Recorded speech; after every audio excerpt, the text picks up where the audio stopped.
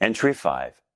Tilling the field. I cannot be more clear and transparent when I tell you that I share these entries with you as they are shared with me through my own experiences and meditations. I live my life with the purpose and intention to receive these insights so that they may nurture and grow the sovereign soul within us all. Please do not forget the original intention that has led me on this odyssey. This journey into the abyss of higher consciousness, the pushing away from the pier. It was to further discover the bottleneck of our beings, to come to know, embrace, and then learn the practice of resolving the patterns that lead to these bottlenecks. The practice of resolution will clear the way for the receiving of revelation, which will catalyze our souls into a greater space of knowledge, freeing us from the notions and ideas that keep us slaves to thoughts and ideas that will not serve us any longer. And in fact, holding on to them keeps us from fully serving at scale. My greatest hope for this work is that it results in openings for all of us to pass through with fewer bottlenecks, giving passage to the way of living that yields a greater harvest of our potential per being. Thus, allowing the gifts, creations, contributions, and possibility of all creations to be maximized in the reality.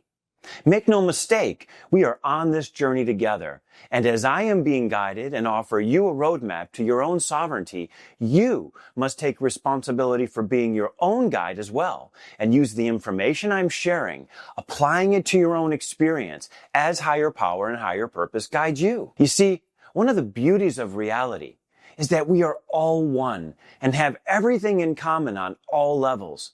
And at the same time, we are all having this unique experience specifically created to transform us into our higher selves. To embrace that unique experience as a sovereign soul, it not only maximizes our potential to connect and receive from reality and serve on a much higher level, but in addition, it gives us a much more clear understanding of how to interact with others in an orderly fashion. It is the intention of this work to cultivate new concepts of reality and fertilize the field of consciousness so that it will grow a healthy crop of greater awareness.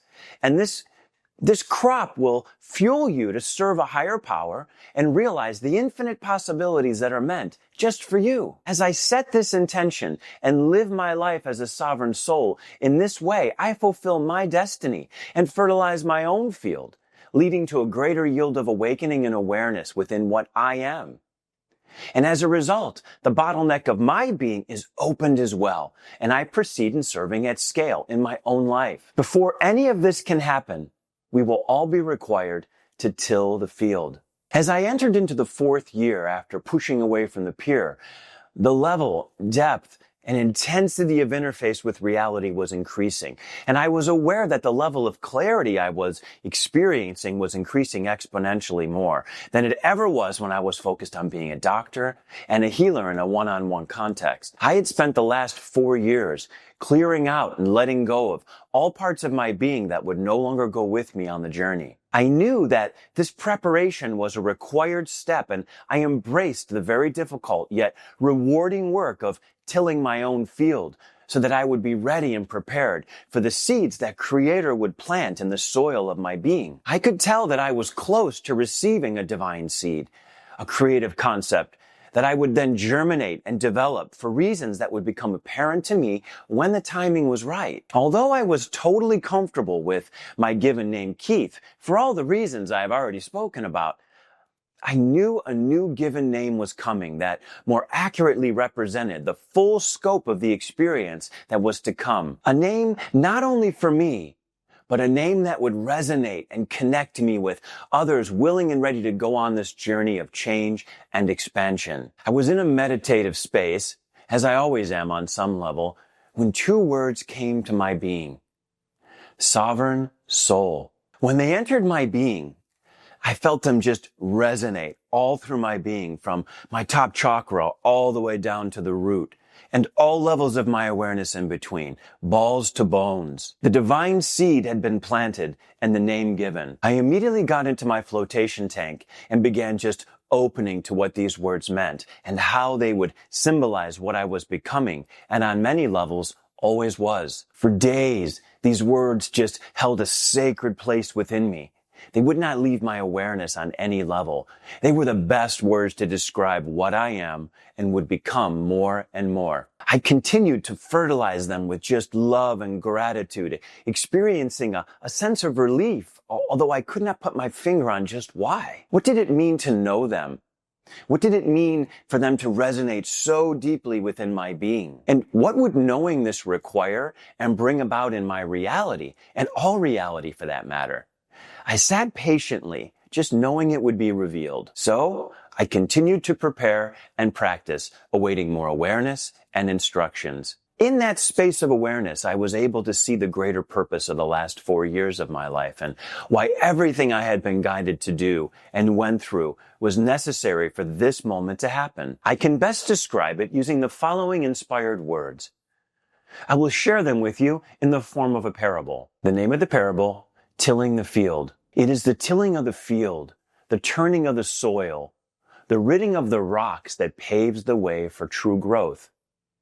It is the hardest of work because it requires hard labor and appears to yield no immediate results.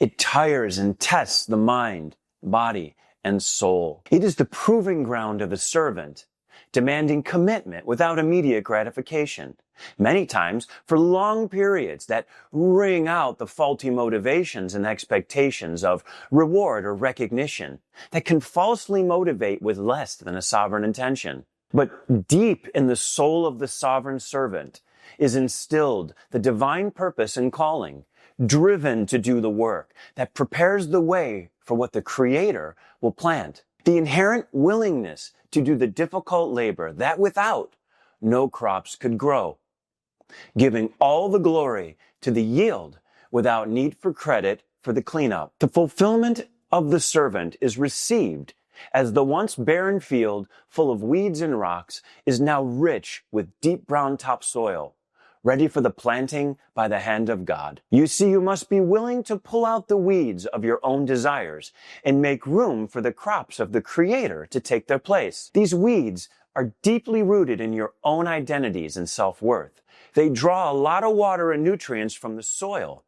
They crowd out more valuable crops, and they offer this promise of fast growth and recognition. But what do they actually yield? At the end of your life, what will they have done to enrich your soul and feed the souls of others? Even more importantly, what will they have left behind that doesn't demand your given name and memorial to remember them by? And these rocks that take up space in the field, they stand as a testament to all of your beliefs and ideas set in stone, unwilling to change no matter the circumstances that are demanding it. They require everything to grow around them, and the space they occupy is unwilling to share. They do not let the sun fall on what's below them, and they find a way to bury themselves in your being, resisting change. How do these elements lend themselves to the planting of the field by the true gardener of reality, the Creator? How does this type of field lend itself to be open to the new crops of consciousness? Crops that are more suited to produce what is needed to feed the souls of humanity now. We all must be willing to till our fields, rid them of non-productive weeds, and remove the rocks that take up the space for something new to be planted by the Creator. In the end, we must accept we are sharecroppers in this reality. These are not our fields.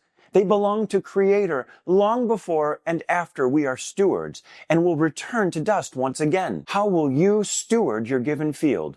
What seeds are you open to grow? And how are you willing to tirelessly till the soil to prepare it for what Creator has already planned to plant? Until next time, I am Sovereign Soul.